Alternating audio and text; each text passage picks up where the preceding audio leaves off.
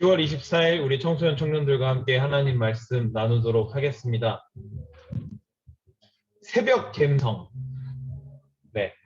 여기 혹시 새벽 갬성을 느끼시거나 누리시고 계신 청소년이나 청년들이 있을까요?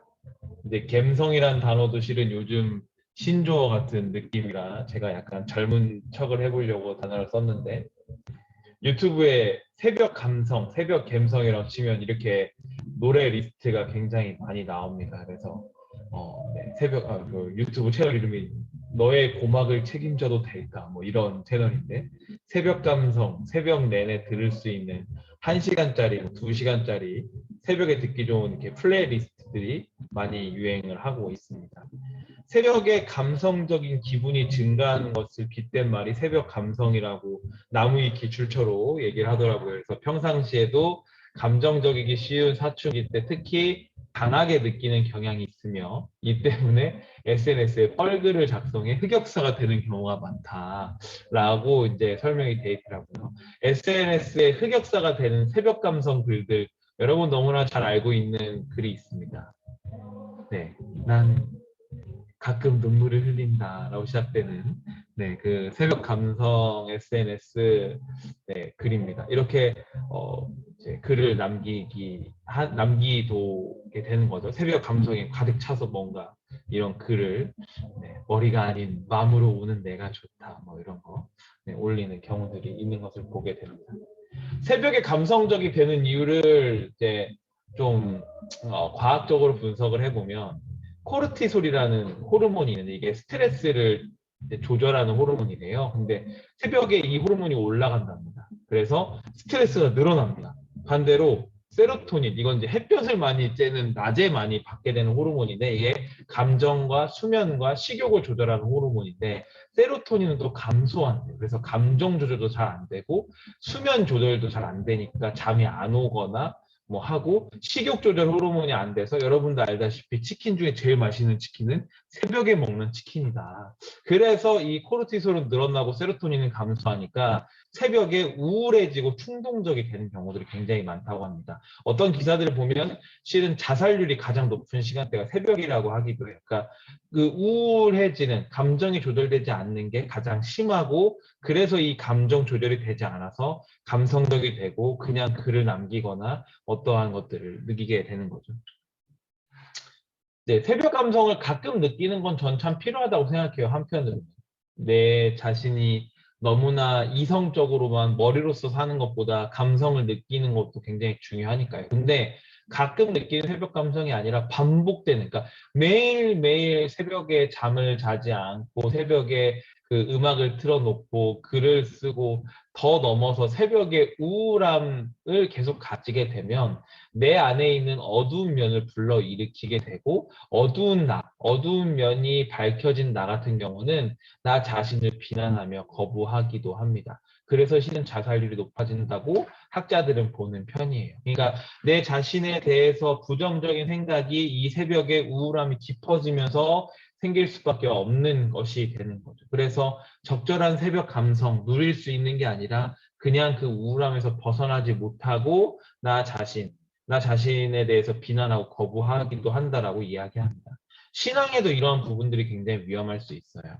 헬리나 오웬이라는 우리 유명한 영성학자의 분별력이라는 책에 보면 이런 얘기가 나옵니다. 내 속에 어두운 면은 말한다. 나는 선하지 않아. 나는 밀쳐지고 잊히고 거절당하고 버림받아 마땅해. 이렇게 자기를 거부하는 이 자기 거부는 영적인 삶의 가장 큰 적이라고 이야기합니다.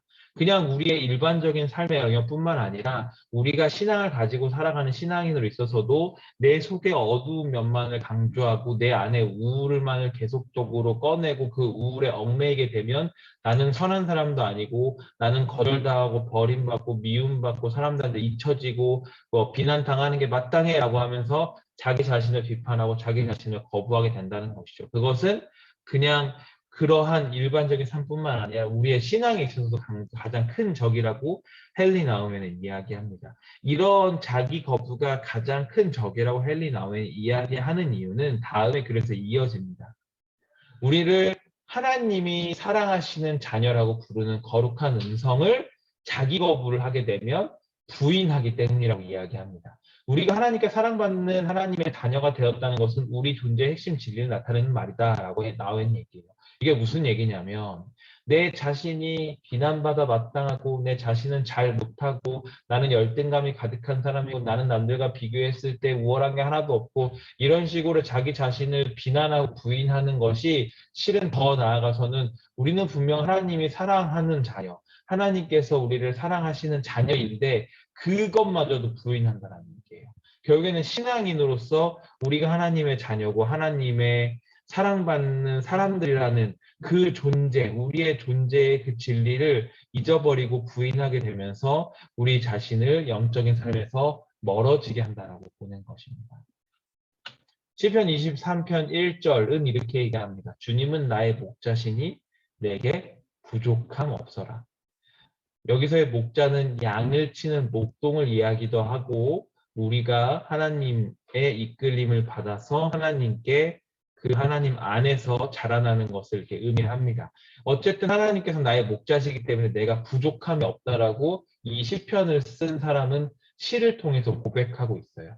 그러니까 세상적인 것들에 내가 부족하거나 없거나 모자라거나 남들과 비교해서 뭐 더 낫지 않은 그런 부분이 있다고 하더라도 주님은 나의 목자시니 내가 하나님의 자녀이기 때문에 내가 하나님을 믿고 있는 신앙을 가지고 있기 때문에 나에게는 부족함이 없다라고 이 시편은 고백하고 있습니다. 더 나아가서 23편 2절 3절 보면 이렇게 나와요. 나를 푸른 풀밭에 누이시며 쉴만한 물가로 인도하신다. 나에게 다시 새 힘을 주시고 당신의 이름을 위하여 바른 길로 나를 인도하신다. 하나님께서 당신의 이름을 위해서 하나님의 이름을 높이기 위해서 하나님의 이름을 증명하기 위해서 나를 그냥 그 어둡고 우울한 곳으로 떨어뜨리는 게 아니라 나를 다시 바른 길로 인도하시고 나에게 새 힘을 주신다라고 얘기합니다. 내가 비록 죽음의 그늘 골짜기 아까 얘기했던 그 어둠과 죽음의 골짜기로 다닐지라도 주님께서 나와 함께 하시고 왜? 하나님께서 나를 사랑하시고 나는 하나님의 자녀니까. 그래서 주님의 회개와 지팡이로 나를 보살펴 주시니까 내게는 뭐가 없다고요? 두려움이 없다라고 이야기를 하게 되는 것이죠. 정리하자면 우리가 이 새벽 감성처럼 나 자신을 비난하고 나 자신을 거부하고 나 자신을 부인하는 그러한 삶을 살면서 우울감에 빠져 있다면 분명히 우리가 기억해야 할 것은 우리는 하나님께서 사랑하시는 하나님의 자녀이고 분명 그러한 하나님께서 우리에게 다시 새 힘을 주시고 바른 길로 우리를 인도하실 수 있는 분이라는 것입니다. 그러한 믿음이 지금 우리에게 필요하다는 것이죠. 말씀을 정리하면서 우리가 아까 나눴던 당신은 사랑받기 위해 태어난 사람 가사 일부분을 함께 나누고자 합니다. 당신은 사랑받기 위해 태어난 사람, 당신의 삶 속에서 그 사랑 받고 있지요. 새벽이 아니더라도 갑자기 살면서 내 자신이 너무나 부족해 보이고 모자라 보이고 그래서 다른 사람들이 나를 비난하고 뭐라고 하는 게 당연하듯 느껴지고 나는 아무것도 못할 것 같고 이렇게 내 자신을 자꾸만 어둠 속으로 저 깊은 부정의 늪으로 우울함을 끌고 내려가는 느낌이 든다면 우리가 이 찬양 가사처럼 그러나 내 삶 속에서 나를 사랑하시는 하나님 그리고 그 하나님의 사랑을 삶에서 보여주는 가운데 내 옆에서 나를 사랑하는 사람들이 분명히 있다는 것을 우리가 언제나 좀 기억했으면 좋겠습니다. 그래서 우리 사랑하는 청소년과 청년들이 삶 가운데 하나님의 사랑을 기억하고 하나님의 자녀인 것을 또한 기억하는 가운데 결과적으로는 내가 내 자신을 거부하고 부인하는 게 아니라 나 자신을 사랑할 수 있는 그러한 우리 사랑하는 청소년들과 청년들이 되기를 간절히 소원합니다.